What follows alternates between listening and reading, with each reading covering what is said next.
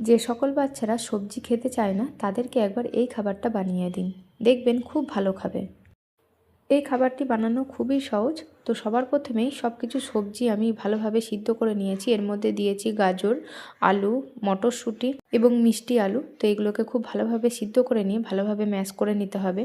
তারপর এর মধ্যে দিয়ে দিয়েছি 1 চামচ বেসন, 1 চামচ সুজি এবং কিছুটা পেঁয়াজ কুচি, ধনেপাতা কুচি। তার সাথে দিয়ে দিচ্ছি পরিমাণ মতো নুন এবং অল্প একটু হলুদ এবং তার সাথে দিচ্ছি সবজি সিদ্ধ করে রাখা জলটা।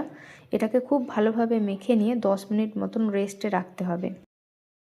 10 মিনিট পর এটা বানানোর জন্য রেডি হয়ে গেছে এবং সুজিটাও দেখুন ফুলে গেছে।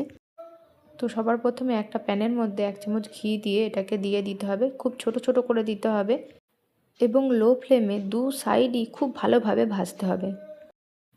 তো খাবারটা এখন পুরোপুরিভাবে রেডি হয়ে গেছে। এই খাবারটা আপনারা বাচ্চাদেরকে টিফিনে দিতে পারেন, ব্রেকফাস্টে দিতে পারেন। যে সকল বাচ্চারা সবজি খেতে চায় না একবার এইভাবে বানিয়ে আপনারা দেখবেন, বাচ্চারা খুব ভালো খাবে।